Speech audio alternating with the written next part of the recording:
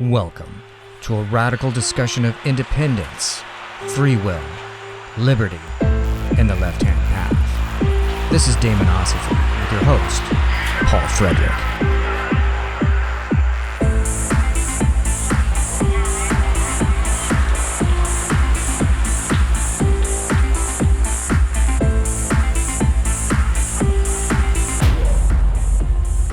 All right, let's do this. All right, let's go. All right, welcome to Saturnian Sessions, where we get into the groovy, dark vibes that creep into the psyche on a Saturday night. And tonight, my guest is Spike the Percussionist, who's a awesome Houston musician who's done music, God, just so much over the years, I don't even know where to begin. Astrogenic Hallucinauting, Fiddle Witch and the Demons of Doom, Morgue City, Delicate Terror, Doomstress, Unified Space. He's also contributed percussions to some of my stuff, Asmodeus X and the neo-folk Verdandi. He is without a doubt one of H-Town's finest. Spike, what's up? Hey. Things are crazy. Things are noisy. How are you? That's awesome. No, I'm doing great, man. Enjoying this like a holiday season here, just like, kicking it. So tell me about you. You're working with this this project for a compilation, I think, or a tribute for this band, Really Red. Yeah. Oh, this is really cool. So the drummer of Really Red, Bob Weber, here in town, local old school punk band. If people don't know about them, people like Rollins and Jello Biafra of the Dead Kennedys actually is a really big fan. In fact, Alternative Tentacles just re-released their catalog of material from back in I think those guys were 79 to 85, something like that. So I was approached about contributing to the compilation, and of course, it was really cool to be part of something like this. But originally I thought it was going to be just a local release with a local label here in town. And next thing I know, Jello Biafra's involved. And so I believe there's a release here in town and a local label here in town. And then Alternative Tentacles will be releasing it on their imprint. Apparently both vinyl, CD, the whole nine yards. The project I'm driving with, I guess, on this particular compilation is going to be Astrogenic Hallucinauting. So I'm recreating this particular song. The song I ended up with is called The Fee. And also in the vein of the old school punk stuff, I mean, their songs tend to be really short, like I guess what grindcore kind of ran with in the early days. The songs are like a minute and a half, maybe. So I've recreated the drum part in its entirety. It was a really neat drum part. So I wanted to, first of all, that's what attracted me to the song. And then I'm going to mutate that into a bit of some noise and stuff like that, and kind of have a semblance of the song in there, so you'll know that it is kind of the original, where it came from. It's not just a mess of something else. So that's kind of the approach right now. That's super awesome. So I remembered that Let Them Eat Jelly Beans compilation that came out in, I don't know when that was, 1982 or 3 or 4 or something like that. No, probably 4. It had like Ronald Reagan on the cover. And and the Really Red song was Prostitution, the song Prostitution. I had to go back and be like, yeah, that's it. So that's super awesome. So are you working with those guys? Or are you getting to? This is the first time I've ever been on a compilation where I had access to the musicians themselves, and knowing Bob and asking him some questions about because he's the drummer, so asking him what he played on that track if I had a couple of questions and stuff, and he gave me a couple of pointers on what he did and kind of his style that he approached back then. He was doing a lot of fundamentals and rudiments and stuff when he wrote that particular song. But there was some of it that he didn't quite give me all my answers, but he kind of pointed me in a general direction, because I think he's really looking forward to me warping the song into something else entirely. So I'm going to do my best, and make it as weird, of course, as good weird as possible. Oh, I'm sure that's what you do best, man. I try. Good weird, bad weird. I try to make good weird. Yeah. And it's awesome too because I mean things like this I think help remind the world of the great contribution that Houston has had to like alternative music and punk and different things that is just is I hope that gets recognized more because there's just such an incredible collection of incredible artists that have been coming out of Houston over the years. So I think it's really awesome that you're getting a chance to contribute to this in this way. Oh yeah, no, it's a great opportunity, and I was just really happy to be part of it. I kind of stumbled onto it in a way, and was kind of oblivious at first, and then just like, oh, whoa, wow, hey, this is really cool, and then I didn't realize it was going to be as big as it's become with Jello Biafra being involved and stuff like that after the fact. So we'll see how this goes. Yeah. No, that's awesome. Wish you lots of luck and power on that. Thank you. Yeah, I think that I was trying to think that when you and I first met, and tell me if this sounds right to you. I think it was like maybe 1999, and I think it was at Instant Karma. That sounds about right. Richmond, yeah, on Richmond in the Montrose, a club that's like not there anymore. But I think it was turned into Engine Room and all that stuff later when he moved the owner and stuff. Yeah. He went to the Engine Room downtown, and then but anyhow, it's like we played at Instant Karma, and I think it was with Delicate Terror. I think you were in Delicate Terror. Yes. Yeah, the one band I generally don't talk about, but yes. Well, it's good I mentioned him right away there. Let's get that out of the way right now. Yeah. We'll get that one off the plate. Here we go. Well, that's cool. I can't remember what band I was in at the time. I can't remember if it was Morphine Angel or if it was Asmodeus X. Ooh, it probably was Morphine Angel, I believe. You think it was? I think it was right toward the end of that. Yeah. And you kind of put roots down here and became Asmodeus X after that. Yeah. So. No, I think that's probably right. My memory can be rather blurred that far back, so. Yeah. And then I also have to acknowledge, since it is like the Christmas season. Oh, you mean Yule? Yeah, it is Yuletide season.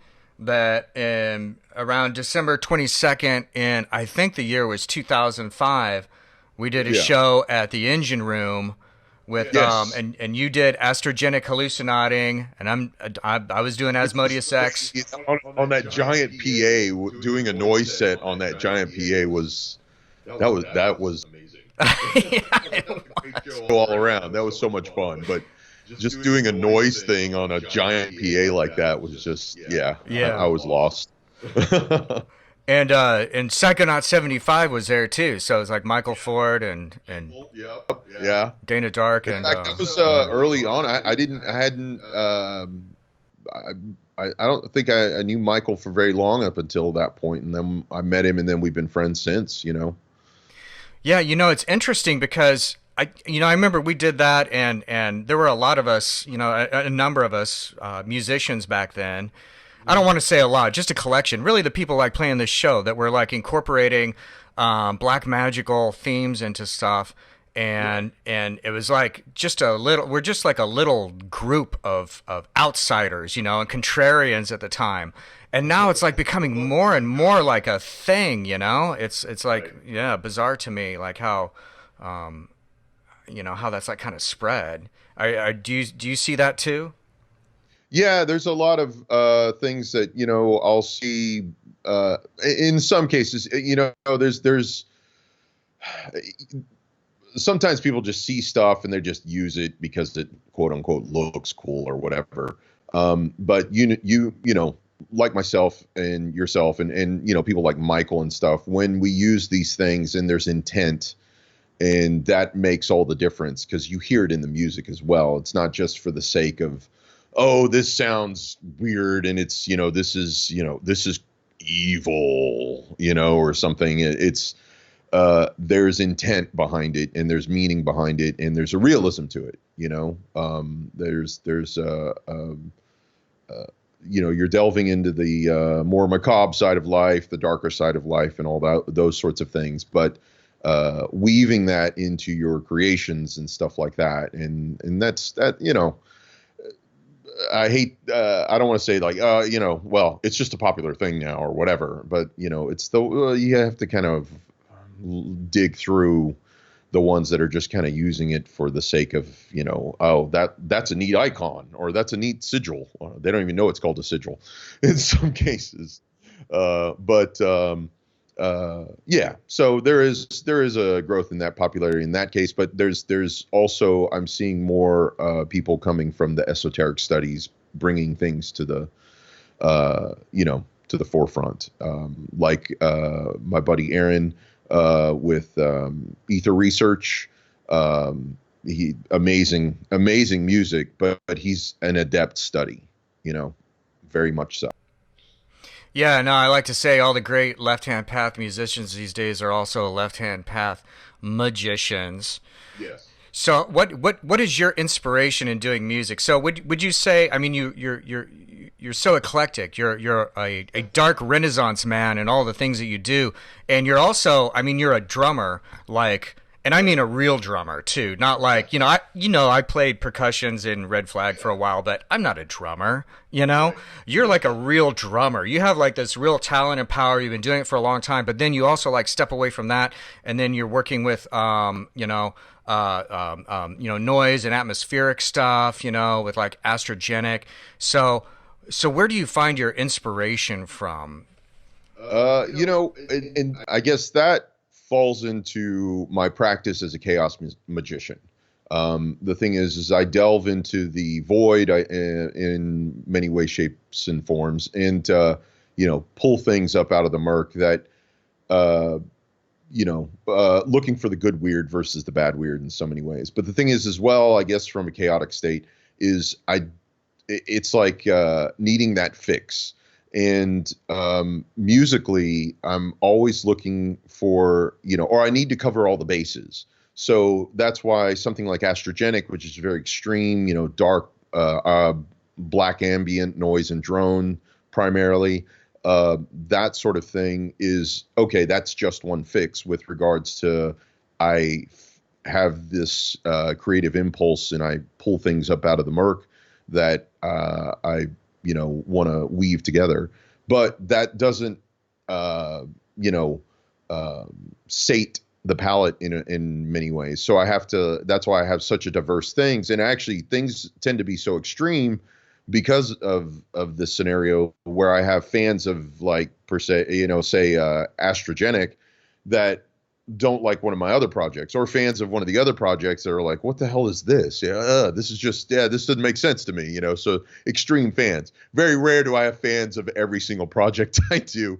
But yeah, it's that sort of thing of, from a chaos magic perspective of using what I need when I need it to fulfill, the needs of whether it's a spiritual or creative side of the house, in a way, sort of, 1 second I'm listening to, Ulver or Neubauten or of course Coil.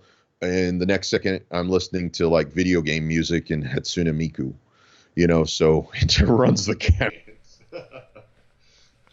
So let's talk about tools. Okay. And I remember one time I was over at your place, and you have an incredible studio situation. I have to nod. I give you much respect, much props for your amazing studio situation. But I remember going into one of your rooms where you keep all of the devices.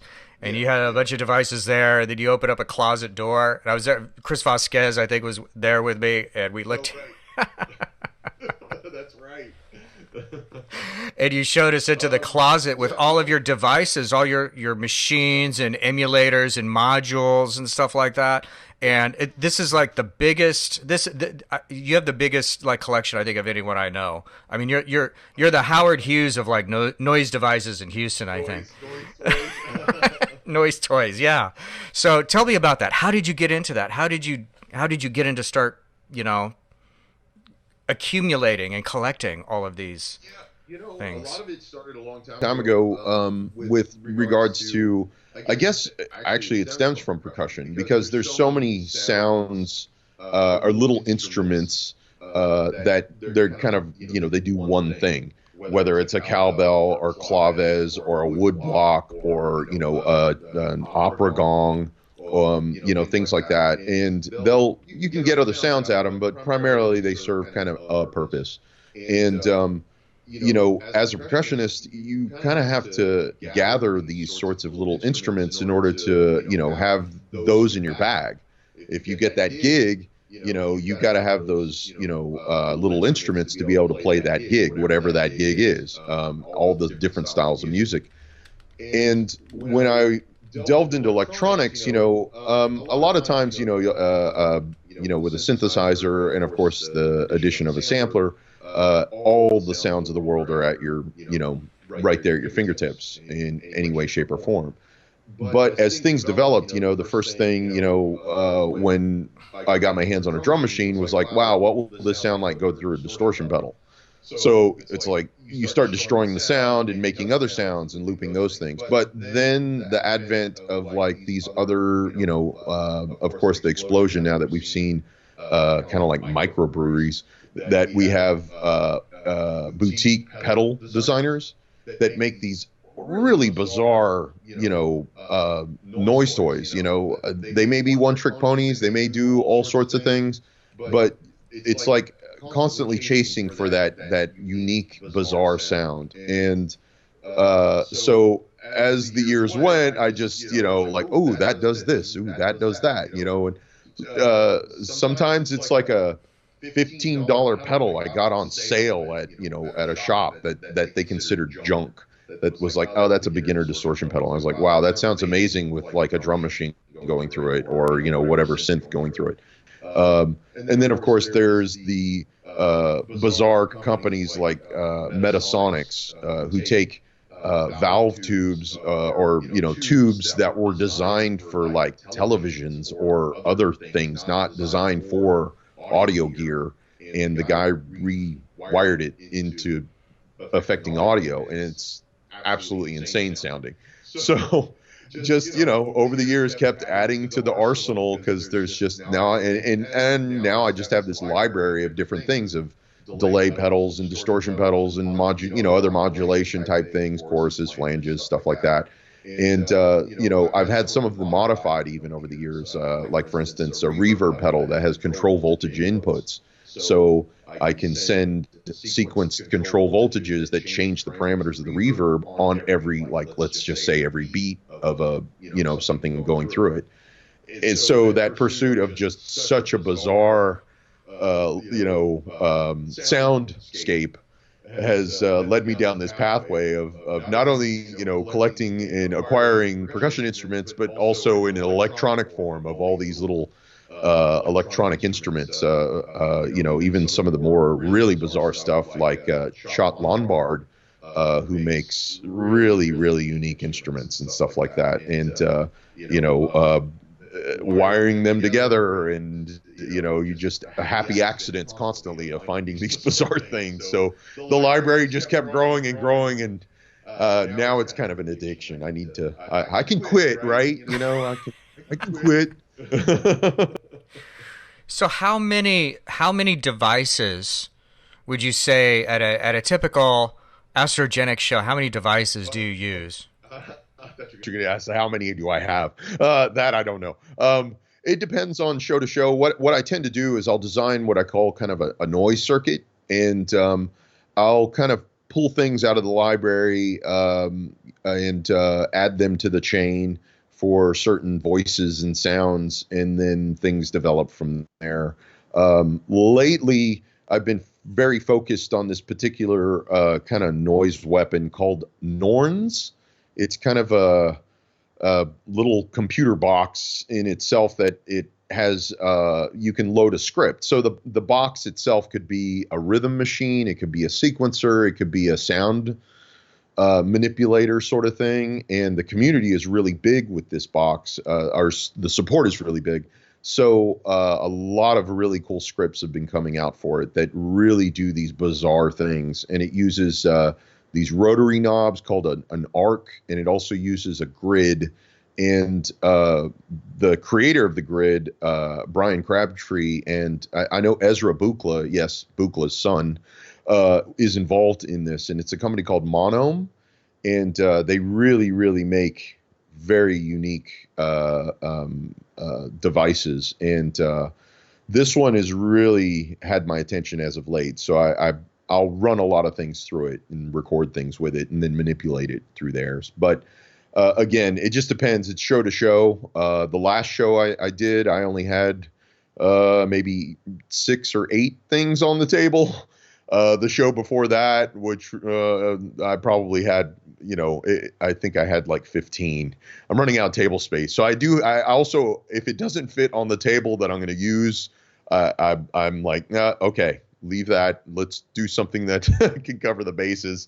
Because then I'll just keep making the chain bigger and bigger, and moving that is a bit of an ordeal. And do you still do you still do shows like at is that Natsuo? Is that still going on? Oh, at Sound Exchange, the noise. Yeah. At the record store, Sound Exchange. This kind of came about.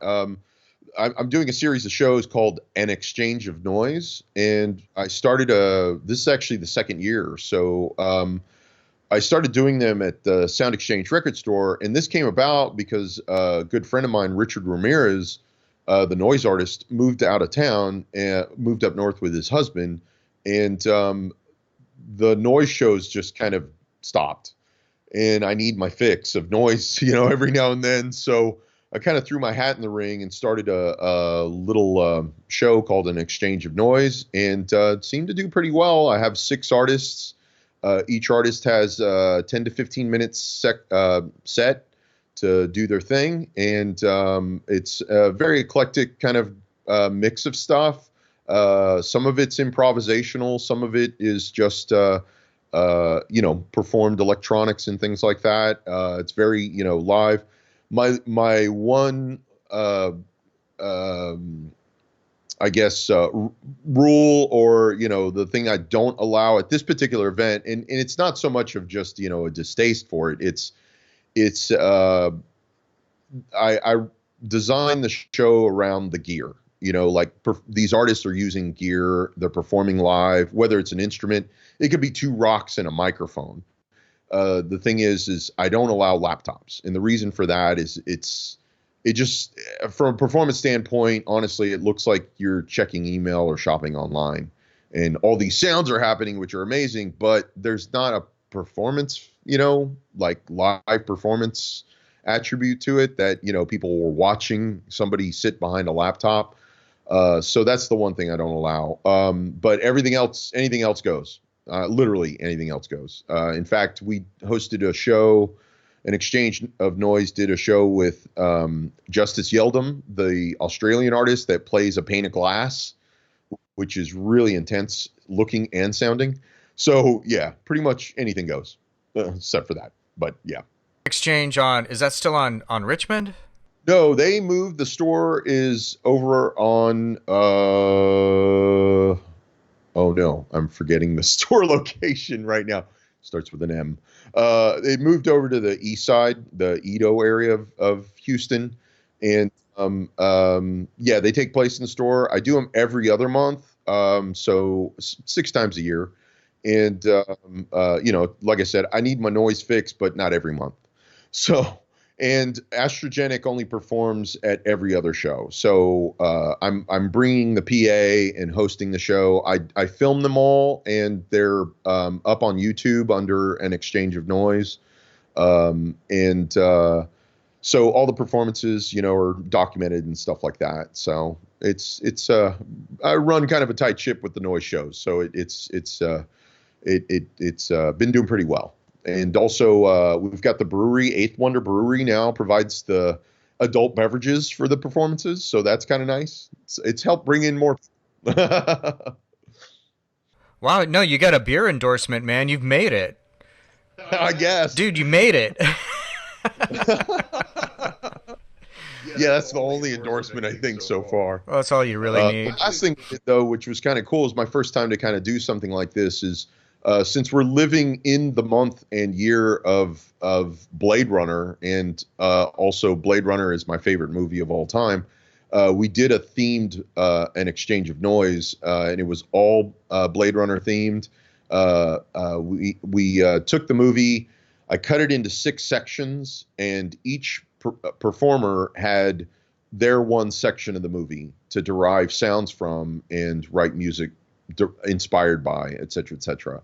And so we had the movie playing up on the ceiling of the, just as a background kind of eye candy up on the ceiling of the store. We had some moving lights, and we had 5 or 6 old televisions with video synthesis going on.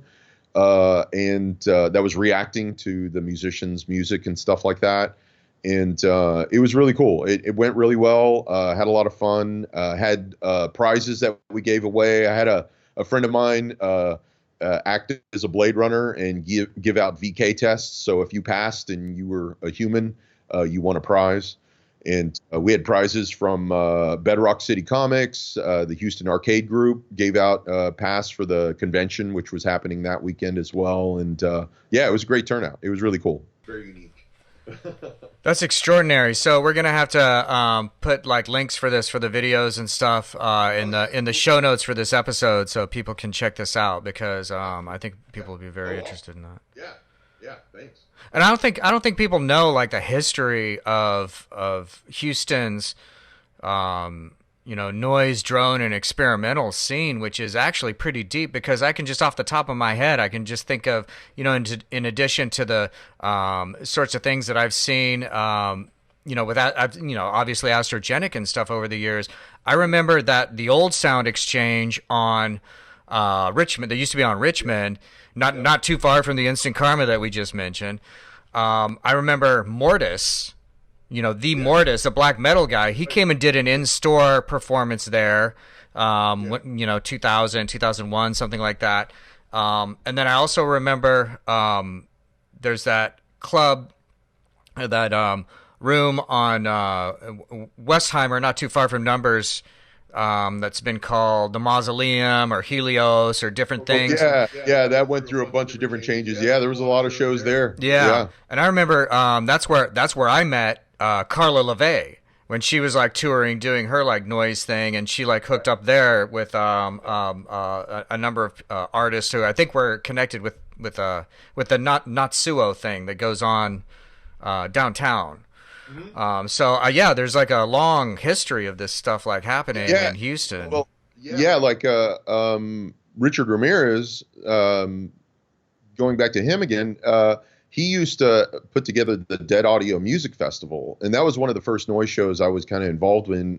That was a large festival kind of thing, and that was like a 2-day event with artists from all over the country, and I think we even had a few from out of the country perform at, and those were at I think the first one was at a place called like Spiritual Warehouse or something like that. That was, or one of the earlier ones. I think I went on at like 2:45 or 3 a.m. It was all night. And fast forward a few years, then there was he did them at Super Happy Funland, and they were always like 2-day. I think it was like 2-day festival and stuff, and artists from all over the place. It was really amazing, huge shows. Super Happy Funland. That's a legendary spot in Houston for a while. I remember going there. Absolutely. That's literally the anything goes. Anything goes. I mean, if like I was talking about earlier, 2 rocks and a microphone, sure, no problem. Yeah, when do you want to play? Yeah. And then even some up and coming bands have performed there and stuff like that. It's anything goes there. Yeah. And then so you also played and worked with, is it Core? Is that it? The suspension group, right? So I'm the original music director for Constructs of Ritual Evolution is what Core breaks out to be. And that group has a bit of a long history, but Steve Joyner, I still talk with him quite a bit, the director of Core. And It's still somewhat active. I mean, it hasn't completely shut down. We did close the chapter here in Houston after a series of kind of a couple of events that were a bit hard on the group members, and also we had a bad accident where we ended up losing a member. It was a road accident, not a performance accident. Lost a member and had other members injured in a caravan that was heading out to our powwow major group gathering, and that kind of closed the chapter here. They tend to call me when there's some really big events, and I'll go out to some of the two other chapters that are still going, which is the LA group and the Oakland group.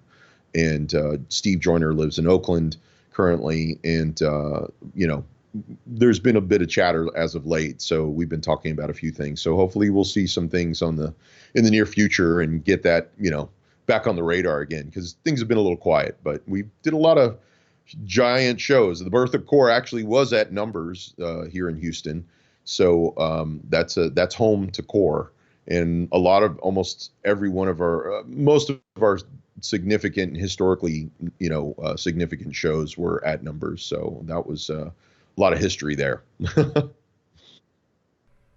Yeah, so I remember I went to a Core show, and I can't remember where it was, dude. It was in a warehouse somewhere. You were there. You were playing drums. I think I know where that was. Was that where we had the robots and stuff? Oh, I don't remember robots. You don't remember robots? Okay. It doesn't mean they weren't there. There could have been robots there. I just don't recall. There was one show we did working with a group out of Denver, and I can't remember the name of the group off the top of my head, but these guys built robots and stuff that were really amazing. And we had them. It was kind of like in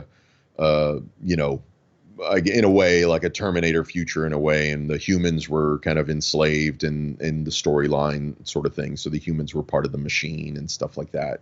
But we did a few shows there at that warehouse, so it could have been a number of shows that any number of shows that you could have gone to. I remember I was studying a lot of Gurdjieff at the time. I was actually working with the branch of the Gurdjieff Foundation in Houston, the Houston Gurdjieff Foundation at the time, and doing the movements and stuff. And in that system, they teach, like Gurdjieff teaches, that there's basically four ways to spiritual development. There's a way of the yogi, the monk, and the fakir. And like the way of the yogi is the way of like the intellect. The way of the monk is the way of the emotions, or spiritual, passion, spiritual devotion, emotional devotion, which is represented by, like early, like esoteric Christianity and stuff. The way of the yogi is represented, the way of the intellect is represented by a Buddhism, largely. He looks at that. That's like a great example of that. And then the way of the fakir is work with the physical, the physical body, as a way of becoming, and then he talks about there's a fourth way, which is a way where you'd like transcend all that, but that's another thing. But he says all these ways eventually lead to spiritual enlightenment, but they take different amounts of time to like get there.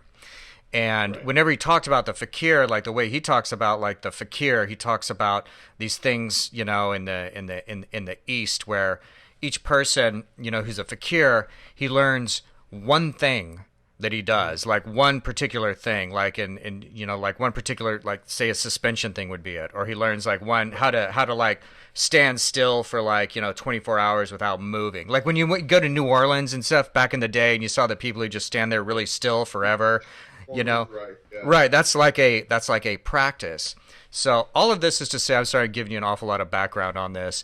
All of this is to say that, like, when I was like going and checking out the suspensions and stuff like that, and seeing all that I thought that is this, because some people talk about it like it's a spiritual thing, and so I wondered if it is a spiritual thing for everyone who engages in this.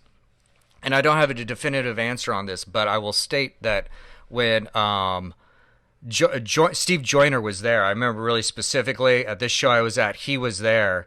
And he gave a talk before he suspended, and it was a deep thing. He was talking about his history or something. He hadn't done this in a while, or this is the last time he's going to do it in a while, or something like that. But he gave this preparation for it, this discussion of it that was so deep and so sincere and so powerful that it engaged you. And then when he went up, it's like you felt you moved with him, right? You had a sense of like moving with him, and that he engaged you all in this process. And not everyone I saw who did suspension does that necessarily. Some people are just like, yeah, pull me up, whoa, you know. They just get to it. You know, the strange thing is I've been around. I lost suspensions, you know, just probably a few hundred over the years, and performing on stage with them. So, you know, for me, you know, my high is performing. I love performing. I love playing music live. I love playing in front of people. So being on stage with this sort of thing, there's a lot of you know, do's and don'ts. There's a lot of rules and all sorts of stuff. But even once all that's all in place and everything's going and you know, going well, there's an energy that emits. You know, the only thing I can describe is there's an energy that emits from the performers that it just hits me. And again, it's kind of, in a way, it adds to the performance part of aspect of it all. For me, like, I get high off of that feedback loop that I get from the audience. If the audience is into it and you're performing and you're into it, and then it starts feeding back and forth, you know, constantly. Adding the element of suspensions on stage is really, really crazy, almost dangerous territory in a way of you know, easily distracted because you're so high from the energy that's going on. You've got this audience that's into it. You've got suspensions going on, which are just emanating energy out of them constantly as they go up, and you're experiencing that, and you're right in the middle of it all because you're also feeding it with the music and things like that. And it's a lot to take in all at once. And the first few shows were, you know, I had to keep my wits about me on so many more levels because it's easy to be distracted. And again, you know, like you were talking about with Steve Joyner, you know, he draws you in, and he's so educated on so many levels of suspension and performance, you know, with regards to that, and the background of it, you know, getting back to the, you know, where it all came from. He himself is a Native American Potawatomi tribe. So he's so connected to it through his culture even. You know, he grew up with this sort of thing, and then the modern primitive came along with the advent of, you know, like Research Magazine and stuff like that. And all those things, you know, culminated in what he created in the end as being core, putting together live stage performance and, you know, this ritual performance that you as an audience member are privy to experience. You know, there's some sort of ritual involved in this kind of, you know, theatrical performance, because that's what core is. It's theater. We used to always refer to it as Cirque du Soleil on hooks. So, you know, but, you know, again, there's a lot of technical things and stuff that happen on the stage and all that stuff. But for the audience to experience that sort of thing and be part of this energy that's happening on stage, it's really a memorable experience in so many ways. And you know, bringing up fakir, you know, what a fakir is also, of course, reminds me of Fakir Musafar, who I had the honor of being able to work with on one of the, I guess, last big core shows that we did over the last several years, which took place in Dallas. And that was such an experience, because it wasn't too many years after that Fakir, you know, we lost Fakir. And so being able to meet him and perform on stage with him was just absolutely unbelievable. You know, once in a lifetime experience in a way. That's amazing, man. I did not know that. So, I mean, I know who you're talking about. I read that Modern Primitives book like everyone else. And I mean, that book is like had a huge impact on our generation for sure. And you know, it's like I had Boyd Rice on the show like a couple of months ago, and we ended up talking about Modern Primitives, right? Because I mean, that book is like a game changer. And Oh, it's so many levels because I mean it's not just the modern primitive. There's the music and the art and all that stuff that's woven into it. So yep. And so you see Fakir Musafar in there. So Fakir Musafar would be, that's the first man I ever saw wearing a corset, right? That men can wear corsets. He told me that was a thing.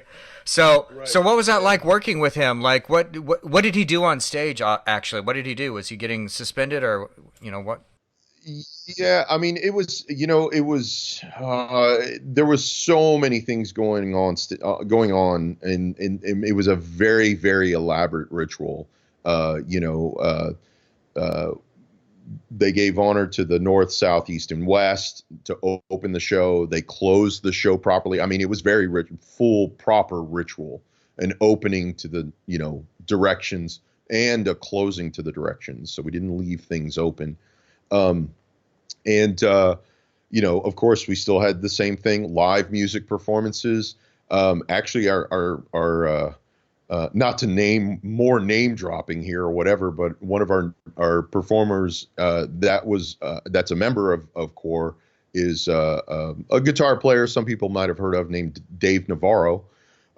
He's in the group and was performing with us as well, and he really caught on to playing some unique percussion stuff that I walked him through, and next thing you know, he had it. I mean, he's such a professional on so many levels. It's unreal, and he can host a TV show now even. So he does it all.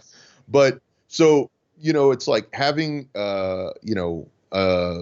working with amazing musicians and having these elaborate costumes going on, ritual sections of the show, and Fakir's involvement, which I believe his at one point he had I think he did something from the chest, and we had wow, I'm trying to remember it all. It's kind of a bit of a blur. I'll have to send some photos or something and pull some of that stuff up, but very elaborate show. And again, his involvement with it was just another level. I mean, I had already experienced so many Core shows over the years at that point that it's like, wow, where does it go from here, sort of thing. And it's like we working with him, it's like, wow, we've still just begun in so many ways, because it was so absolutely mind-blowing on some level. Something else that you're touching upon here, it's really apparent, like with the suspension, or you're doing ritualistic things on stage that pull in the audience, and what this means is that basically, the whole venue or club is becoming a ritual chamber here for a moment, and the entertainers are basically leading this sort of thing, and that really happens with music too, to an extent, right? Absolutely. You're a medium, really. I mean, the musician can be a medium in many respects. Having experienced Coil live, I can say, that truly was a religious experience for me in so many ways, because, they were a medium for whatever was going to occur that evening. And through them, we all experienced something in that room, Yeah, I've always felt, I mean, this is something, musicians talk about this all the time, that the role of the musician is the role of a modern shaman. And that's like something maybe they talk about in modern primitives. They probably say that in modern primitives somewhere. But you're actually like, you're the shaman. So for the tribe, on behalf of the tribe, you're going through this sort of transformational process where you make a connection with something that is beyond. And so then within that opens the door to the fact that you have some kind of responsibility for what you're connecting with, because everyone here is going to connect with it too. And just taking this all back to this, what I recall when Steve Joyner was giving this discussion, oh, he's a guy that understands that. He understands a sense of responsibility, and he talks about it even more because he's like doing something that's really sensitive. He's really, no, kids, don't try this at home, right? Right. It's Type not thing. the sort of thing you can just go like, oh, cool, set the ramp up and let's go for a jump. No, it is extremely dangerous in so many ways. Getting back to the do's and don'ts with, when I was, when core was so much more active, there was so many things I had to learn. I had to take a bloodborne pathogens class. Any musicians I brought on for a particular show, because the music would change from show to show. Sometimes I had a whole bunch of percussionists. Sometimes I had, me doing some electronics, a couple of guys on guitar, and a violin player. Everything changed per show because again, it was theatrical. There was a story, there was something to be said, or some, intent we were trying to get across to the audience. So the music, the score had to change with every single show. And, again, there was a lot of safety stuff involved, that we had to adhere to. So, because it was a dangerous environment. The stage as a whole, I mean, theater stages to begin with are dangerous places, period. I've seen accidents where lights have just fallen right off the grid, or off of a rigging in the ceiling and luckily just missed someone. I myself fell off the yellow brick road, literally, working the Wizard of Oz one year. That was living hell on earth. It was, accidents happen on the stage. It's a dangerous place. And, at the addition of people suspending in this environment, you've got rigging in the ceiling that are holding people up off the stage. They may be spinning. We've had like a beam where we had two people suspended from their back, kind of battle each other. So they were swinging and spinning around at the same time. All sorts of things like that. So it can be really intense in a dangerous place. There was this club in New Orleans. Mm-hmm. This is like 90. This has to be like 97, something like that. 96, 97, and I went and I can't remember where it was. It's not in the old part of the town, but right. It's there was this room where we were going to play at this club, and someone had been electrocuted there. It's like the bass player had been electrocuted on stage. Mm-hmm. And so then when we went to play there, and this was like Morphine Angel, so I was the bass player. So it was like, dude, you're going to get electrocuted on stage, and giving me a hard time about it. Yeah, you're going to play this. This is your last show, by the way. Right. Yeah, no thanks. Oh, yeah. But no, it's true. It's there is like a danger thing on there. So, do you remember what was the band? It was Whitesnake had a fire thing on stage at sometime in the 90s, and that's when after that fire was banned. White. Yeah, White. They basically killed their entire fan base in one shot. Sort of thing. It's a horrible thing, but oh wow, yeah. So what do you think? So what do you think about that? Because now there's like no fire is like allowed on stage, right? And I think like hotels in general have a no open flame policy. Yeah. I mean, the thing is, I think the thing is people really don't understand, because they get complacent about the dangers of being on stage and live performances. And fire is so dangerous. There was a few core shows where we had fire involved, but we had people that went through fire safety courses. There was safety, people. There was not only like a spotter for the person, like for each individual. I remember there was one show in particular that we did where we had some fire on stage, and each performer, and I think there was maybe two at one given time, but each performer had their own spotter with wet towels and, multiple wet towels and, like buckets of water. I mean, it was, if anything in any way, shape, or form could happen, we had safety that would just stop the show immediately, or stop their performance immediately. Because they're wearing costuming, they're performing, they're looking at the audience, they may not be paying attention. Next thing, some sort of, something on their costume catches on fire and they don't know, and it's like, it's so deadly. And a lot of people are complacent with the, like, oh, I'm just spinning this little thing of fire, or, it's a small flame. It's like, no, that's all it takes. Well, the next thing you know, you're burning the building down, and people are running for their lives. Yeah, there's so many things. If I see anyone messing with fire, and I'm kind of glad I've learned all these things over the years, because if I do see some performers doing stuff and I notice that they're not taking the safety precautions, I'm out by the door. Like, I'll watch from afar. There's no need for me to see that up close, because things go wrong. It happens all the time. How many times have you performed and something went wrong? Whether it's something as simple as you had your string break on your guitar, or a pedal became unplugged. Little things. Okay, no big deal. But playing with fire is literally, playing with fire.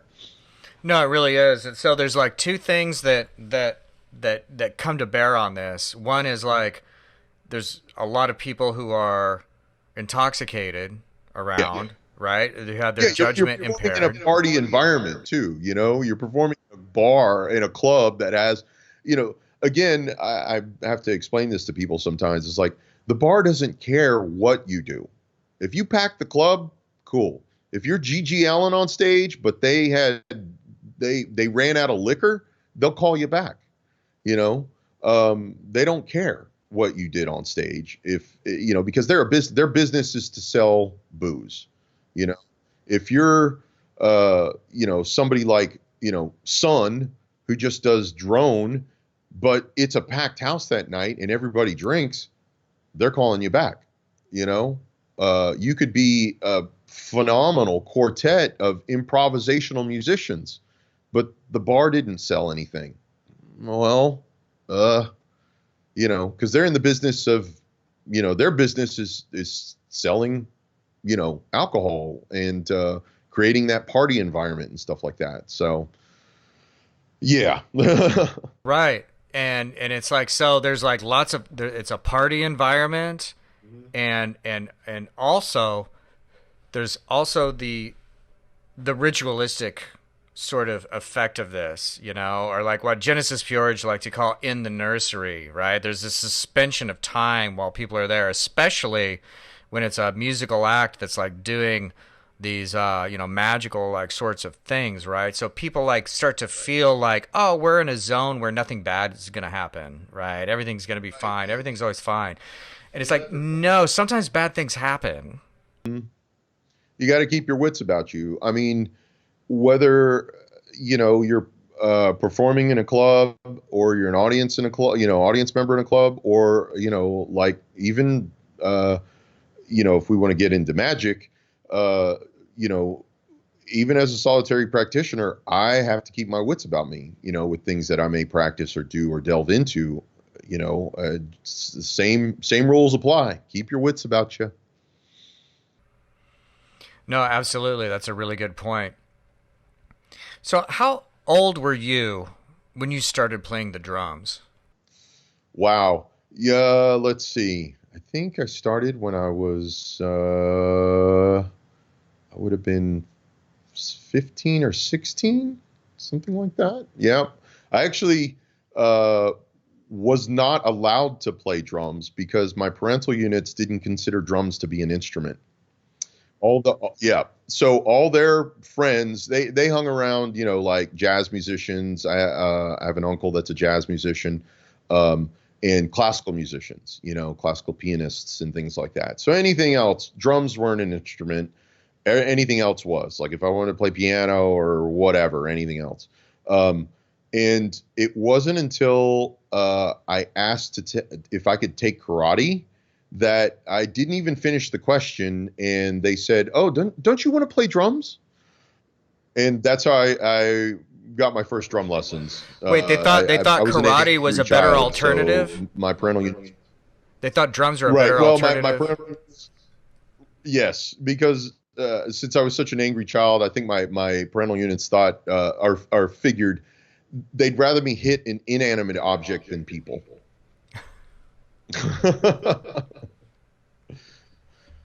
Kind of wished I asked for martial arts lessons earlier.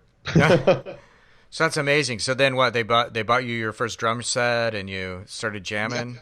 Yeah, delved right into it. It was kind of one of those things. Like as a kid, I saw, you get into certain things. Like I got into playing video games, but there was always somebody else who's better at playing video games. And I got into like trying to draw, but I couldn't draw very well. Computer programming, even, trying to computer program, but I don't have the patience for it. There's always that other kid that's the super programmer.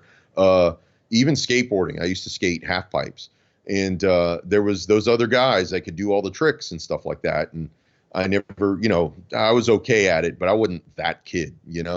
And then when I finally picked up a pair of sticks and started playing, then I noticed things. I started hearing the chatter around like, oh, you need to check him out. Or, I became the kid, that was like, oh, okay, I think this is what I'm supposed to do. So I've been addicted ever since and never stopped. That or I'm too stupid to quit. So you felt yourself. You felt like you were at the place where this is what you're meant to do, and it felt natural. Yeah, there was a natural thing. Like the first time because I took lessons from a jazz musician, and I'd sat behind like these little practice pad setups, and of course, just a single practice pad, because I was learning the rudiments, learning the words, the vocabulary of percussion. And then what's really interesting is the very first drum set I sat behind was my brother's drummer's kit, and fast forward a few months later, I ended up with this. He had two of this particular kit, and he had like this big giant, Neil Rush looking, drum set thing set up. And I ended up with half the kit and 5-piece of drums. And they're these blue acrylic Vistalite Ludwig drums. And that's still my primary kit today. I still have that original kit. And it doesn't go out to play shows anymore. I was Ludwig did a reissue, so I was able to buy like a tour kit with the modern hardware and stuff. But I still actually play that same exact kit today. Yeah, so my first drums are still my only drums, really, other than a tour kit. No, it's extraordinary because I mean the thing with drums is, you know, you've got to have a place to do it. You've got to have a place to do it. It's like all the other guys who end up becoming musicians, right? It's like, oh, I play the guitar, or I'm going to be a bass player or lead singer. It's like you don't really need a place to do it, right? You can start like doing it like at home and get good that way. But for for drums, you got to have a space. Yeah, you actually have to have space and, somebody, either parental units that are tolerant of the noise and including some neighbors that are tolerant of the noise. I mean, my poor neighbors at the time had to listen to me learn how to play. And that was for quite a while. Well, I'm glad they did, man, because honestly, I mean, I think you're like, you're the best drummer in Houston that I know of. Well, thank you. Though I have to say the best drummer that I know is actually my old boss. My first job when I moved to Houston was at the Drum Keyboard Guitar Shop, which at one time was the world's biggest drum shop when it was just called the Drum Shop. And the owner, Keith Carnegie, who is he's just crazy. He's just such a crazy individual. I love him. And he's so unique. And his drumming ability is just absolutely mind-blowing. There's stuff he will do that I'll be sitting there like a, kind of a nerd musician, classical, from a classical approach, sitting there studying and listening to what he's doing, and then he'll just lose me. And the next thing I know, he's back on the one. And I'm like, how did you do that? What is going on? What's happening here? So people can hear a lot of your drumming talent in Fiddle Witch. I think Fiddle Witch and the Demons of Doom. Yep. So how did that all happen? How did you get going with that group? What's that all about? Oh, sorry, that little drop out there. What was that last question? So Fiddle Witch, how did you get going with that? How did that whole project come into being? Okay. So the Fiddle Witch, Joe Bird, she was she had a group called Two Star Symphony, and that was a group that she created with someone else, and they were around for quite a while. In fact, she ended up doing some work with Al Jurgensen from Ministry, and Two Star Symphony was pretty successful, and she was doing some things, but she wanted something different. She wanted something loud and heavy. And so she started going around town trying to find someone who could play this really crazy music that she wrote. And she ended up going to a friend of mine, Dave, who used to have a band called Bow, the heaviest band in Houston ever, I think. And I don't know any band that's that heavy still since. But he's absolutely phenomenal musician. That's one of those musicians that the first time I met him, he was playing drums and he was playing extremely complicated music. And he's not even a drummer. He's a guitar player. But he's one of those, he can pick up the bass. He can, anything you stick in. I think he's even played banjo. I mean, the man can do anything. But she went to him, and it was funny the way it was told to me. She had the music on her phone, and she gave him some headphones, and he was listening to it, and she had a CD with her, of the tracks. And so he's listening to it. He listened to it for a few minutes. He took the headphones off, pushed the CD back to her, and said, "Call Spike." And that's how here we are now. So yeah, Joe Bird writes absolutely amazing, beautiful music that's extremely complicated. It's acrobatics on stage, and really, really intense stuff. And she makes me work. My classical training comes in handy, but she makes me work. And also, with this project, it's really difficult music in some ways, but it's such fulfilling. It's so fulfilling to play. And the thing is, though, she runs a very professional kind of environment where you practice at home. Rehearsal is when we get together and rehearse. So there's a lot of times where we play these shows, and she just expects me to woodshed and have all this material down and be ready to go. You're on stage. Let's do this, and it better be right. So she can be a little intense in that scheme of things. It's all worth it though, man. The album that I have, that I got a copy of. It's like I don't want to say it's like Rush. It's not like Rush. Right. No. It is kind of like that, because it's like every contributor to it is an incredibly talented, powerful. It's like a power. Is that what you call that? A power group? I guess power trio, something like power that. Trio, yeah. It's like a power trio, right? It's like everyone in it is like so like freaking good that it like blows your mind, and you just listen to the whole thing. Isn't there like a Metallica cover? Do you guys do a Metallica cover? No, but there's a little of that woven in there. Joe Bird's influences are all over the place, so she likes all sorts of things, and but she wanted heavy, so she wove these sections that are probably influenced from things like Metallica and Godflesh and all sorts of things. All good things. Yeah. So we'll definitely leave a link for that in the show notes. And then what about Unified Space? So Unified Space is a relatively newer project. This was inspired by a krautrock intent to be kind of a krautrock project that some friends of mine had mentioned. And actually, this was a few birthday party. They, Austin and Carol, they're some local noise artists that have a group called Illicit Relationship. And they brought up this thing about wanting to put together this krautrock project.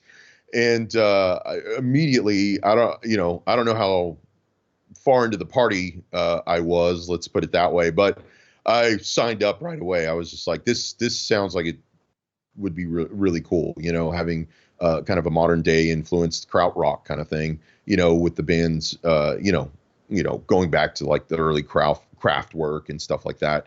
And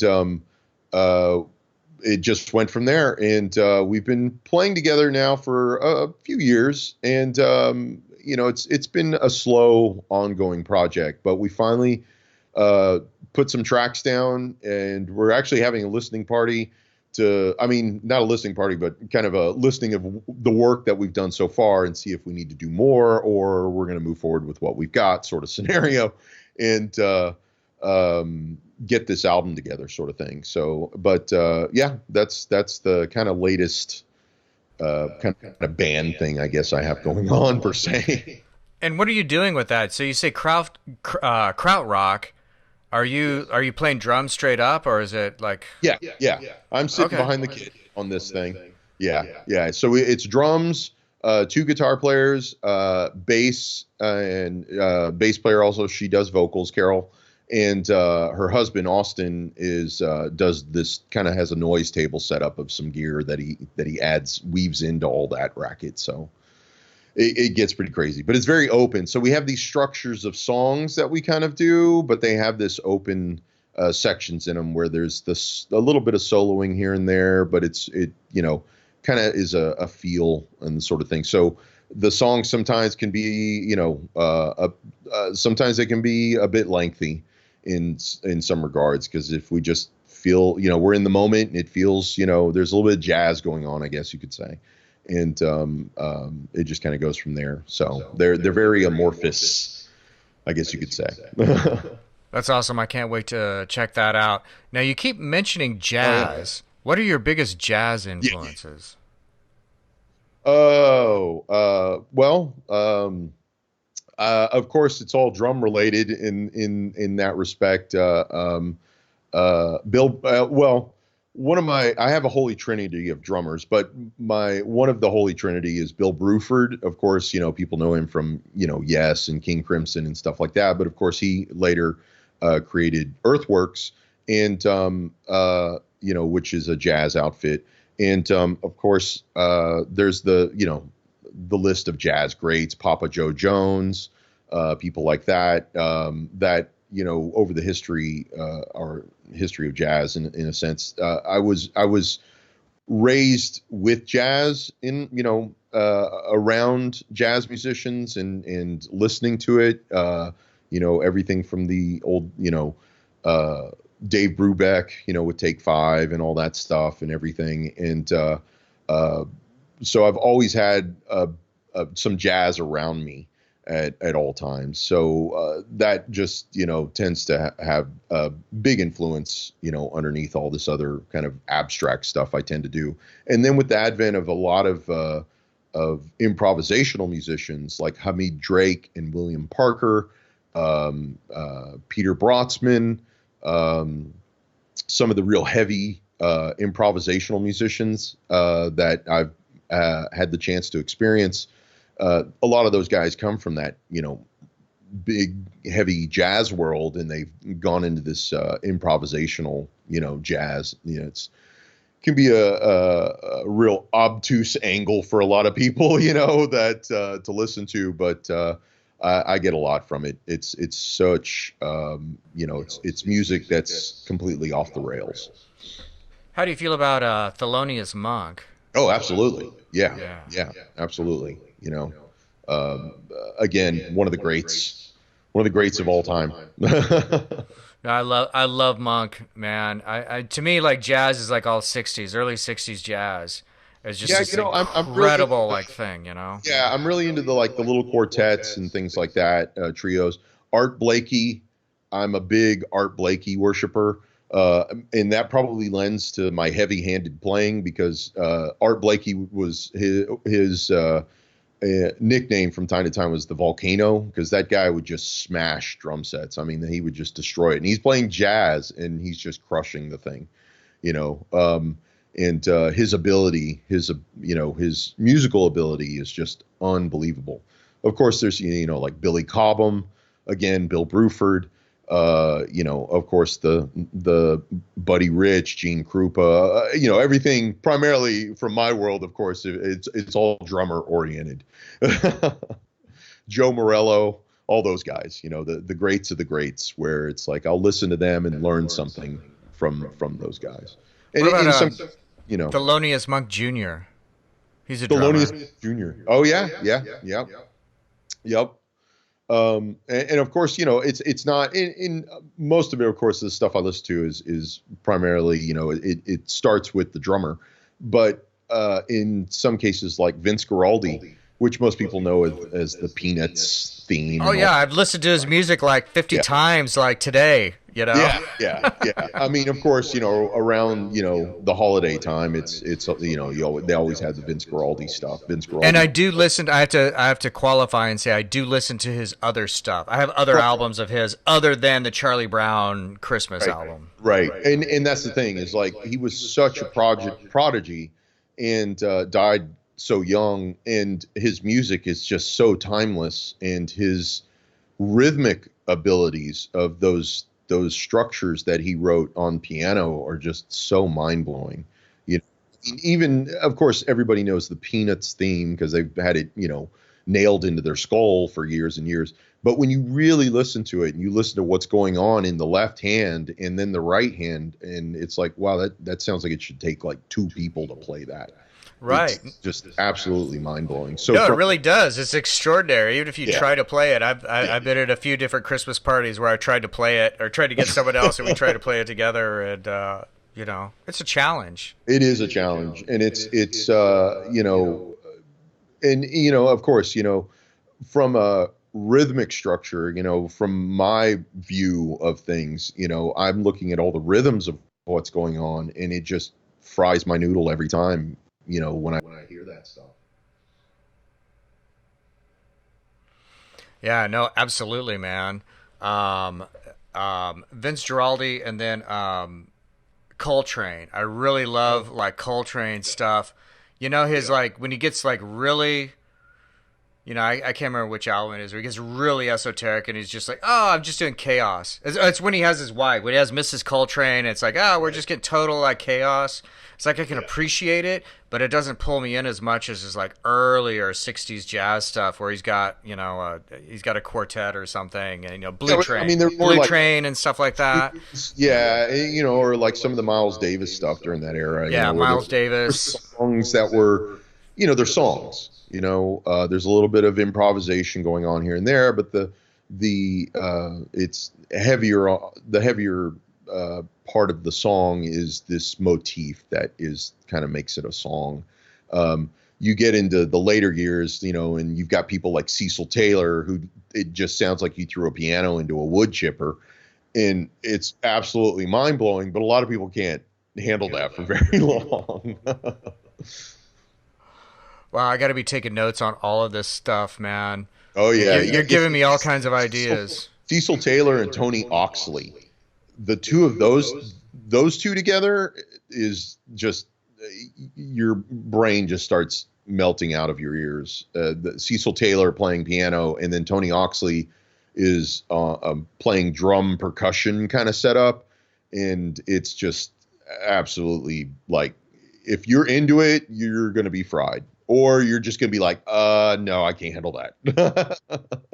It's like some people, like myself, I could listen to White House, put that on. Sure, I'll listen to the album. And some people can take about 10 seconds of that and they're like, nope. So I had this old homeboy back in Nebraska, a guy named Chris Cortese, where we went to college together and stuff. And I mean, he actually had a fucking piano in his house. He got his piano from his father, and it wasn't like a great. It was like a, what do you call it, stand-up piano, right? Yeah, no, it was a upright piano, old school, weighted keys and everything like that. And he was just his only influence was Thelonious Monk. That's it. That was his only influence, the only thing he was into. And so it's like, so his thing was to emulate that, but to not copy him, because you can't really copy that. You can't really copy like Thelonious Monk. So he's kind of trying to do his own like thing. You know, and he ended up moving to San Francisco and doing his own thing. But one of the things he said that really stuck with me, and I always think about this listening to 60s jazz, is he said what they're doing is they're basically, it's just a riff. You know, it's a hook, right? One hook. And you understand that as a guitarist or just, you know, playing in a rock band. Yeah, a hook. You're going to play this hook. And all they're doing is playing the hook. All they're doing is repeating the hook and improvising on it. Just continue to improvise within the parameters of that, you know, 3-note or 4 or 5-note like hook. And just continuing to like expand out and improvise and then pull it back in with the improv and then go back out with the improvisation. And I just thought that's really extraordinary. Oh, to do that. It's amazing. You know, it's like, I've told people, or I've lived by this for years even, but, you know, I've told many a person, you know, a jazz musician can play anything. And to become a jazz musician is the ultimate thing for a musician in many respects, you know, kind of a Buddhist monk reaching nirvana in a way. And once you have the ability of a jazz musician, I mean, you literally can play anything. John Zorn proved that years ago when he went, oh, hey, guys, I want you to play this grindcore stuff. And the drummer, Joey Barron, jazz musician, you know, established jazz musician, you know, he got these, you know, Nuke York players to, you know, do shred on his material. You know, John Zorn putting all this together with his, it was the group called Naked City. Hearing jazz musicians do grindcore is, whoa. It's like, oh, you know, grindcore, everything's in 4/4 sort of thing. It's like, no, I want you to play in 7/8, but we're going to do a blast beat. Like, what?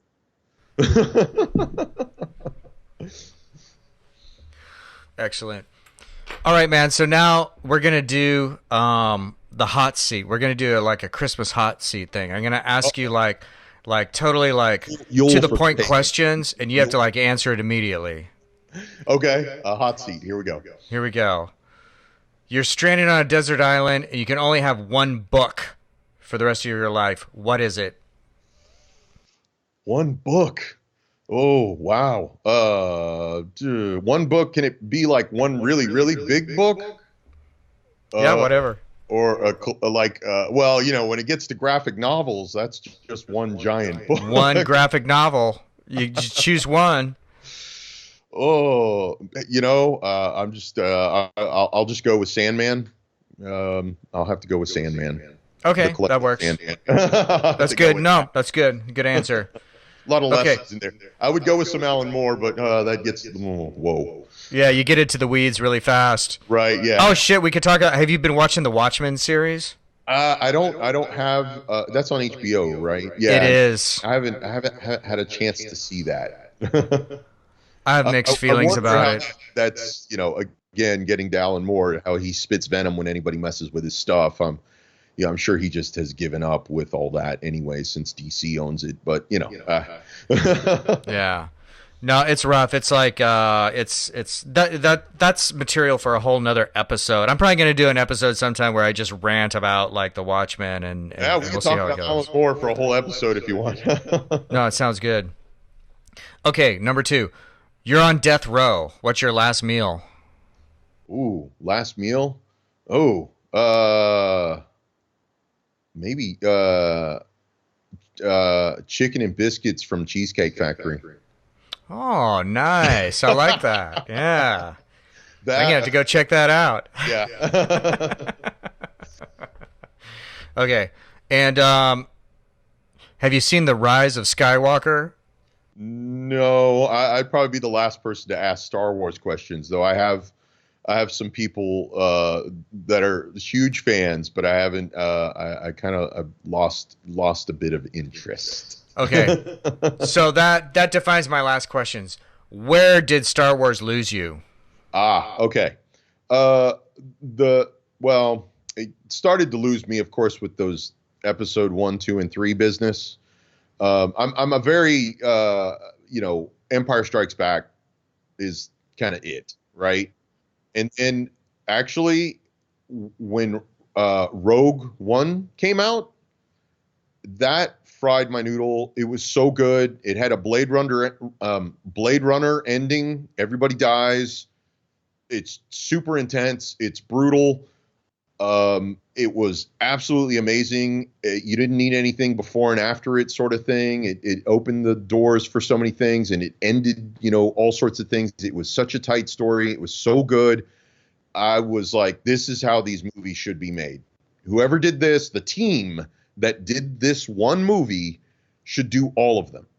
But then, the first one, this first part of the last trilogy came out, and I was like, that's a reboot. Why? What? Out of all the movies in the history of cinema, why did you guys reboot this franchise? There's no reason for that. I mean, this movie franchise has generations of people that are into it, and why would you, like I can always ask, even hardcore fans these questions, like, okay, am I talking about Star Wars, or am I talking about what was that first one called, the first chapter of the third trilogy? I'm drawing a blank. No, I know what one you're talking about. Yeah, see, that's how much interest I've lost already. Anyways, of this last trilogy, right? The first chapter. Right. The one with John Boyega and Daisy Ridley and Yes. Yeah. What's his name from Girls? So chapter 7, right? 7, 8. Yes. So chapter 7. I remember I would pose the question, okay, there's a cute robot running around with plans in it. Which movie am I talking about? I came up with, there's a death ray that can destroy a planet that has a weakness, a simple weakness. Which movie am I talking about? No one could answer the question correctly. And it's the Force. It's Force Awakens. Force Awakens. There you go. Force Awakens. So nobody can answer the question. So it's, again, out of all the history of cinema, this doesn't need a reboot, and that's what they did. And I'm like, oh, come on, please. And I mean, I even have a friend at Skywalker Ranch, and I've posed the question to him, and I'm like, look, you don't have to say anything on Facebook or anything else on social media, blah blah blah. Just tell me, come on, there's just a reboot, right? You can't subscribe to this. You're not, yeah. But anyways, so. That first one, I was like, oh, why'd you guys do a reboot? And then the second movie, I got about halfway through that second movie, and I kind of quit caring about the characters. I really lost interest in the characters as a whole. So this third one that's coming out, I'm kind of like, I'll watch it, I guess, but I'm just, Yeah, I don't even care about it, So Force Awakens, I'm going to admit to you, I liked it. And I went and watched it several times, and I enjoyed it. I thought they added something new about the stormtroopers, right? How like John Boyega is like, oh, I'm a stormtrooper. He takes off his hat and he's a guy. He's a human being. He sees his friend die. I thought that was like radical. I thought it was cool. Fucking when Han Solo shows up and they walk on, and Chewie's back, and they walk on the Millennium Falcon again. It moved. It did move me. It stirred my heart, right? And I liked it. There was those moments early on in the film where it's like, wow, you see Han and Chewie back together, and they're on the, they're like in the middle of some shenanigans. Of course, they're about to get killed in some horrible, hilarious way. But so there was those things. Yeah, admittedly, I was like, oh, that was so great to see, and yeah, it is stirring, in that respect. But when they got to the second one. And I liked, what's his name from Girls? Yeah. I'm so pissed off I can't remember his name right now. Adam Driver, yeah. He was actually, because I wasn't going to mention this on the air, but I did watch the Girls series. Well, if you roll that back, you notice I said that actor from Girls, I have to admit, I watched that entire series. I did too. And I'm not proud of it. I'm not proud of it. I know, can't say I there's a few learned anything things, from it, but guilty pleasures. but I mean, he was a good. He was like actually in Girls. He was my favorite part of it. He's the only reason. He's the only reason I have any investment in this. Right. Yeah. No, he's a phenomenal actor. Absolutely phenomenal actor. I mean, I've seen him in some other films, and he always delivers. It's amazing. I mean, very talented. Yeah, and I kind of liked him I kind of liked him in Force Awakens. I liked him in Force Awakens. The way he has like, oh, in his back room he has like the head of Darth Vader and he worships him. No, I understand what that's like because that's me. I have a head of Darth Vader in my closet and I worship it. I know what that is like. Okay, so I identified with him. I identified with the characters in this. I identified with John Boyega being like, oh, I don't want to be a stormtrooper anymore. This is unethical and immoral. Well, that's how I feel living in this society, this warfare society that we live in. I feel like kind of that way. I identify with Daisy Ridley. She grows up in the middle of nowhere and no one like gives a fuck about her. Well, I know. I lived in Nebraska for a while. I identify with that. I mean, her whole character is like, I mean, this is how you identify with Luke Skywalker, right? This is why you identify with Luke Skywalker. You grow up in a place that no one gives a shit about, and you're like, you know, like you're Dorothy from Kansas, right? Or you're Frodo, you're Bilbo from the Shire. No one gives a fuck about you, you know? And you're going to go save the world, though. You're the only person that can save the world. Yeah, out in the middle of nowhere. Yeah.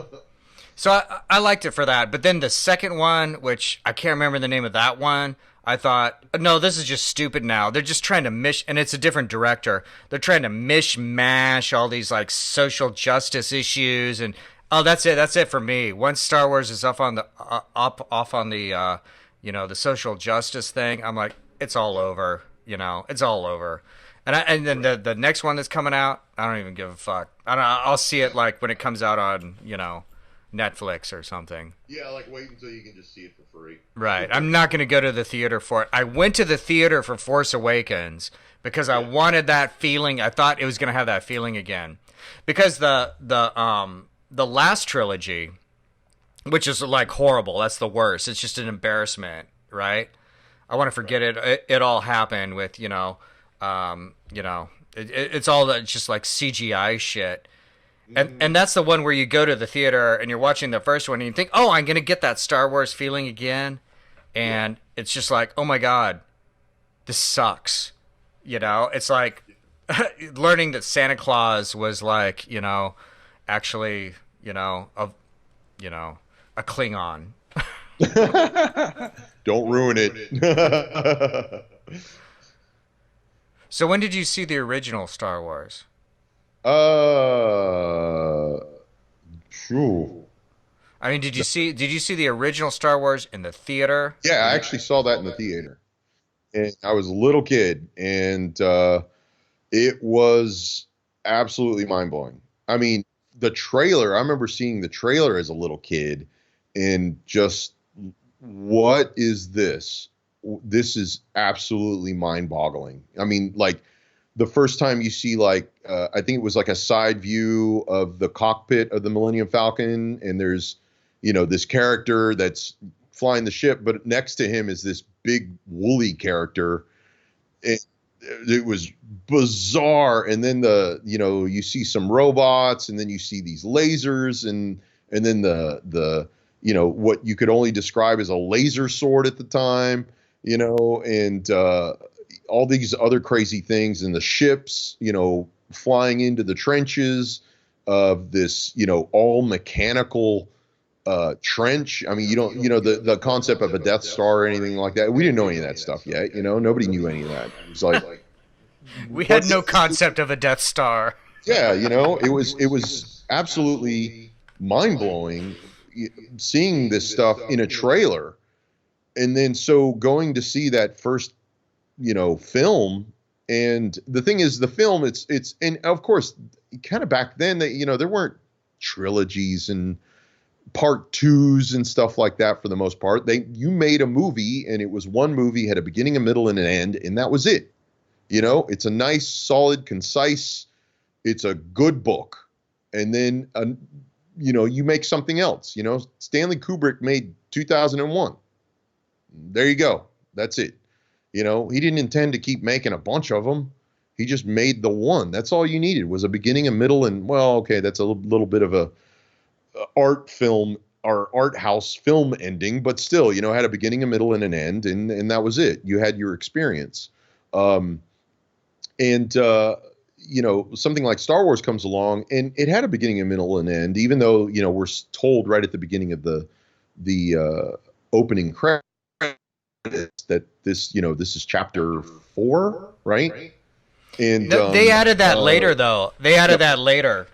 The thing about episode 4, they added that later. The first Star Wars is like, this is just fucking Star Wars. This is it. This is your war. Right. This is your experience. And then, you know, there was the rumor that they're going to make 3 of these, and that this is supposed to be a trilogy of trilogies. It was what? Oh, whoa, wow! This is going to be huge. This is going to go way beyond the scope of anything else that's being made right now. Now, of course, movies they crank out 3 or 4 or 5 or more of the same thing over and over again these days. Well, it's garbage. You know, CGI has destroyed it. CGI has absolutely destroyed Hollywood because they know they can do that. Yeah. And it's not like they like a conspiracy. It's just like because it's like it's like, you know, it's like organizations set up to deal with this, and CGI allows them to take care of stuff like more cost effectively, that the storylines end up getting subsumed by that. And it's really sad. It's like Hollywood cannot create really good, compelling films anymore because they can't really produce the storylines anymore, and they're always like coming back trying to regurgitate other things. They don't even say it's a regurgitation anymore or it's a part 2 anymore. They just make the same movie again, just give it the same name, and just, oh, it's this movie like it's the first time it ever happened. Right. And I think that eventually they're going to do that with Star Wars. There's going to be Star Wars, and it's going to be whatever, episode 4. And and they're going to change everyone in it. Like Luke Skywalker is going to be black. You know, Princess Leia is going to be like, you know, Indian or something like that. Oh, you know? like just, and it's like they're just going to change everything up and everything, and you know, it's like, why go down that road? It's there. It's been done. You know, it's a historical, you know, historically famous, you know, franchise, et cetera, et cetera. You know, there's no need to reboot or redo things in that respect. You know, we see them do that with films all the time. And I get it, you know, in some respects, you know, of you know, being more real world in the sense of like, you know, it's not like, well, you know, like if you look at sci-fi things like, you know, Star Trek and Doctor Who and things like that. And it's like everyone speaks English, you know, or everyone is, you know, a certain race, you know, of, you know, whatever they are. And it's like, okay, modern day, and even Star Trek was one of the first to, you know, mix, you know, things up for everybody. You know, the first interracial kiss was on Star Trek. He kissed a green chick. Yeah, among other things. Yeah. Oh, then Uhura. Yeah, Uhura also. Yeah. Captain Kirk really got around. You know, he got around. No, he's. But you know, the thing is ladies' man. It's like it really shook things up in so many ways, and but going back and just redoing things, it serves no purpose. You know, it's just like, oh look, we can make it better. It's like, well, you know, actually, I have a friend that works in the industry. He's an artist, and I met him actually through Core.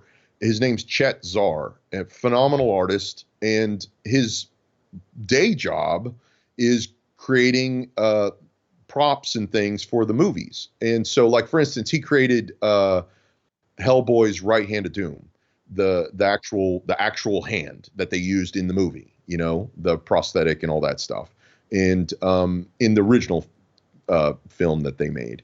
And then also he worked on several other things. However, he did work on the Fantastic Four movie, and he made The Thing, because this is the first question out of my mouth when I found out he worked on that movie. I was like, okay, man, I gotta ask you some questions, But he worked on the Thing, and he made the Thing look like Jack Kirby's Thing, that iconic, big, hulking Thing with the big, he had the big brow and the blue eyes, and he's just big stone. His hands had the real wide Jack Kirby drawn fingers and all that stuff, and he was given a list by, and I kid you not, Taco Bell executives of what to change and do. And one of the things was make it look cool for a 13-year-old. It's like, are you kidding me? It already. You're talking about does. the remake of the Thing, right? You're not talking about the Carpenter Thing, right? No, from the Fantastic Four, so comic books. Oh, okay. You're talking about the Thing from the. Okay, gotcha. So the Thing, Ben Grimm from the Fantastic Four. So gotcha. That first attempt at making that movie, or the second attempt actually, not the Roger Corman one from the 80s. And he had this list from these executives, that were gambling with their money on this movie being successful. But the thing is, they screwed the movie up in so many ways, and that being one of them, being that the comic book is successful for a reason. And there's nothing that you can do that's going to come by that's going to make it better. What do you think you can do to make this more or cooler for another generation when a comic book or any title has a history going back 20, 30, 50, 75 years, and it still is running today. And and we see it all the time in a lot of these movies, the Batman franchise. I've never liked any of those films because, again, it's not the comic book. It's a guy running around in a rubber suit. Well, what about Michael Keaton? What about Michael Keaton's Batman? Do you like him? The Tim Burton stuff, it's Tim Burton. So it's this kind of artistic distortion of Batman that's fun to watch, but it is what it is. It's just this kind of Tim Burton's version of Batman, but to see an actual, I want to see the comic book Batman, and we haven't seen that yet. We keep seeing this, either ultra violent armored up Batman or this, other kind of thing. They kind of started dialing it in a bit with, I know it wasn't a success, but that Justice League, Batman versus Superman sort of movie thing. But Batman started to actually look like Batman. However, he looked more like Frank Miller's Batman from Dark Knight Returns. But again, at least it started to look like Batman, like something that we could see from that, from that realm. But again, we're talking about a comic book that has such a long, successful history, and the movie industry keeps trying to, let's make it better. It's like, no, you can't. It is what it is. Why don't you just take some stories from this library of stories and make it look like that? Then we'll have something worth, watching. But, they keep falling over their own feet. No, they do. So, what do you think about? I'm going to kind of switch gears because you're talking about the integrity of these films, and I agree with you on a lot of this. We could go off on this whole I know DC versus Marvel thing right now. Comic books all night long. But, but no, let's talk about Blade Runner, okay? Because you said Blade Runner. Now that's a conversation stopper because that's my favorite film of all time. And you're talking about Harrison Ford Blade Runner, right? Well, I'm talking about the original film that was released in the 80s. Yes. Ridley Scott. Ridley Scott and Vangelis doing the soundtrack. Yes. That's my, when you talk about, you're stuck on a desert island, that would be the one movie I would be stuck on the desert island with. Oh, man, I almost asked you that question. No, thank you for saying that. So, sure. I put like that version of Blade Runner. I put that along with Episode 4 and Empire. Yeah. Right? I think we agree on that. Empire. That's Oh, it. Star Wars ends after Empire. It's yeah. all Yeah. garbage after Pretty that. much. Except for Rogue One now is I think's come back around. Maybe Rogue One. Okay, maybe yeah. Rogue One. But Empire, yeah, that's it. But what did you think about the new Blade Runner? Okay. So when I first, being that Blade Runner is my favorite movie of all time. I have nothing else. I just have one film. It's Blade Runner. And when I heard, that's Ridley Scott's Ninth Symphony. And not only is it his Ninth Symphony, he actually had years and years, because of the cult following that film has, and just this, underground, in a way, support for that film, and in some ways obsession, like myself, with it. He was able to correct things in the film, over the decades. And, where we had the original release, and then he was, there's the original release, then he was forced to do this, what ended up being the US theatrical release with the happy ending and footage from The Shining shoehorned onto it. Then, of course, he did the, director's cut. Then they did the final cut. And, there was all these things that, still going unbelievably amazing, being able to go back to that original footage and fix all the little details that you just couldn't fix at the time, or the technology didn't even exist to fix at the time. And, like, for instance, erasing the cables that are lifting the spinner, the cop car flying up off the ground. There's cables that you can see in the original print that were kind of hidden by the rain, but now they just took them out. They're gone, correcting the amount of the number of replicants running around. The original movie, there were supposed to be 5 running around, not 4. And there were 6 that escaped, and 1 was killed running through an electrical field. And there's supposed to be 5, but one of those scenes got cut. Blah blah blah. I know I can go on for days on this, but the thing is there's so much about that film, and it has a beginning, middle, and end. Again, it's a perfect movie for me. It's morbidly good ending. It ends, everybody dies, it's over, blah blah blah. They're all replicants, etc., etc. Fast forward, and then Ridley Scott announced he's going to make a part 2 to it. Oh, I was worse. Speaking of Alan Moore, I was worse than Alan Moore. I was kicking people off social media if they even mentioned the new Blade Runner. I was so mad about it because I'd seen what he had done with his other films, like more stuff with Alien and things like that, where it was like, I really like that whole Rod Serling approach, like with the Twilight Zone, where, this happens and you experience this weird story and these strange happenings.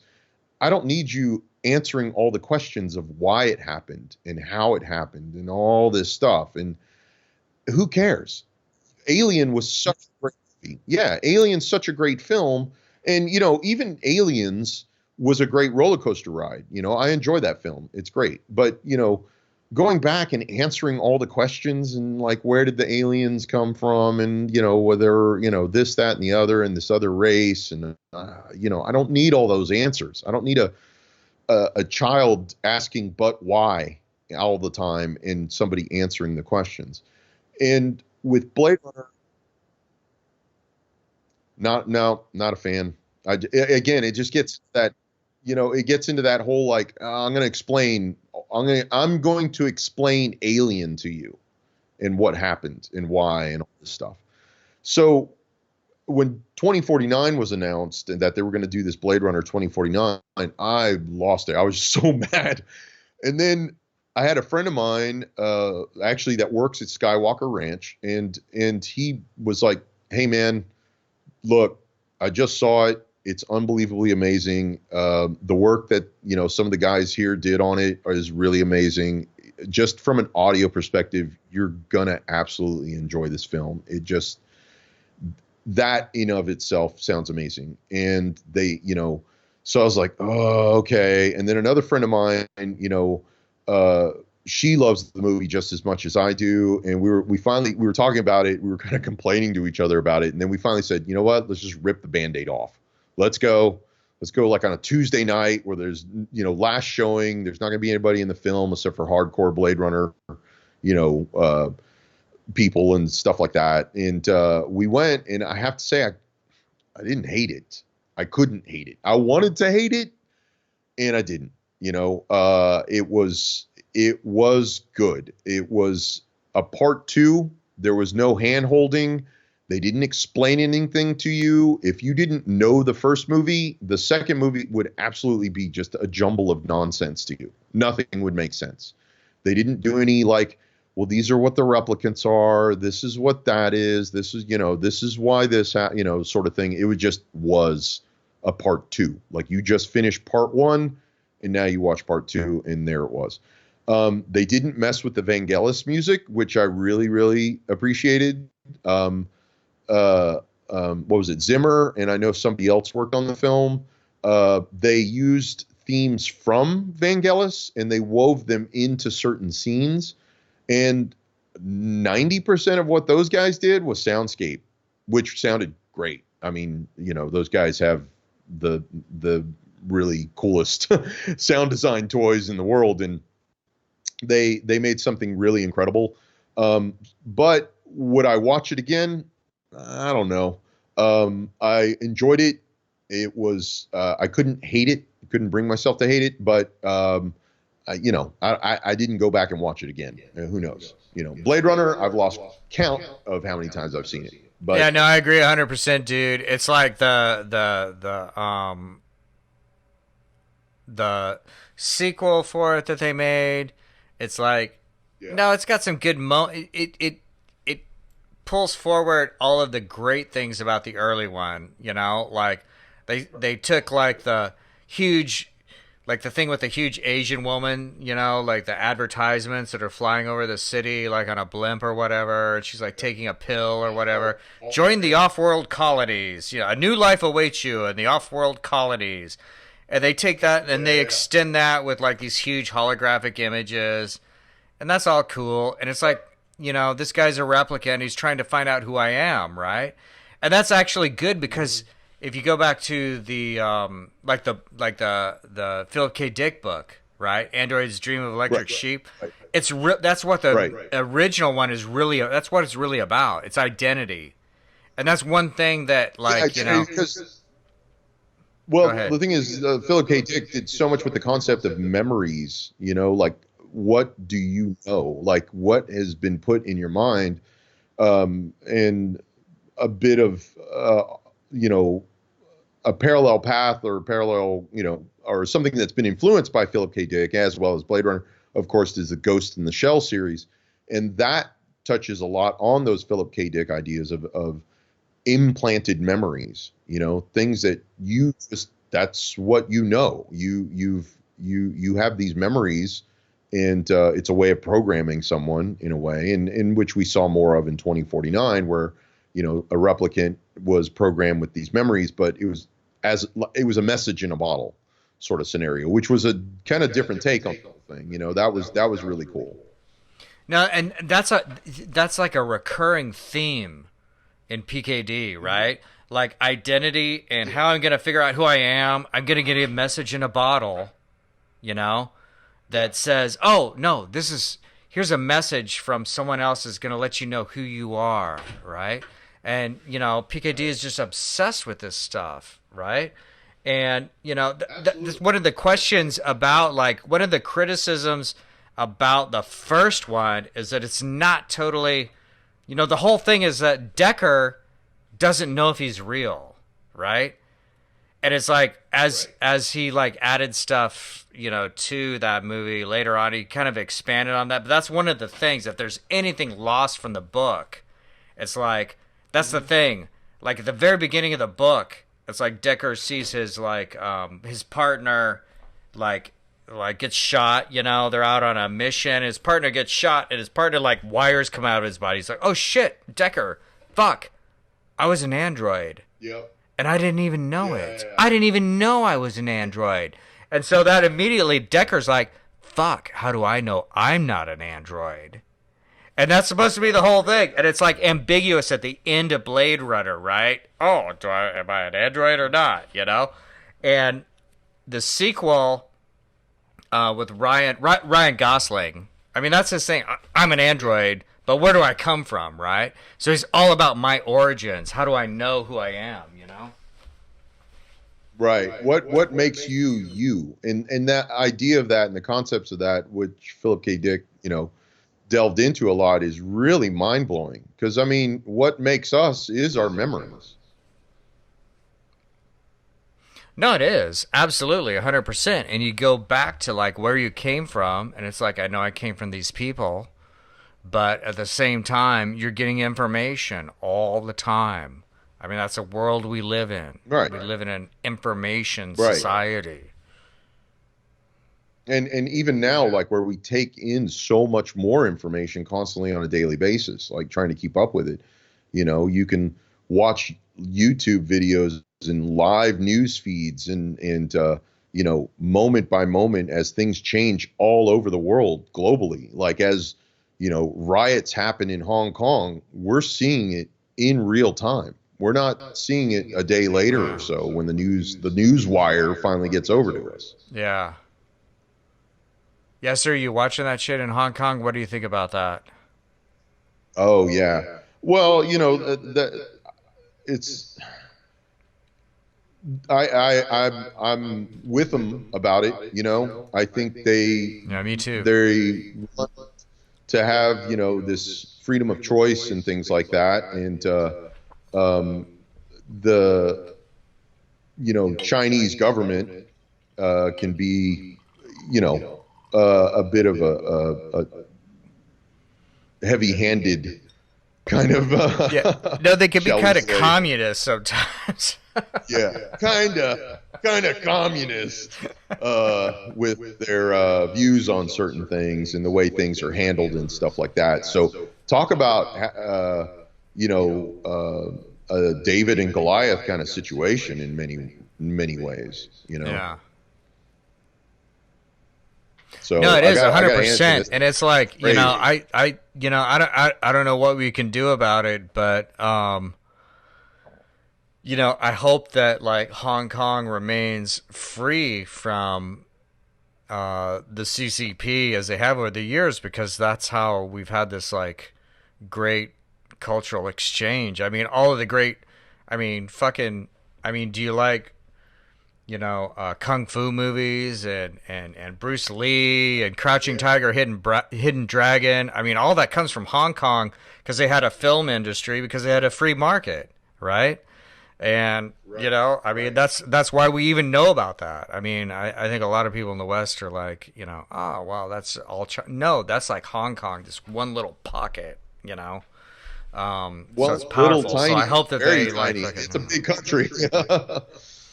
yeah.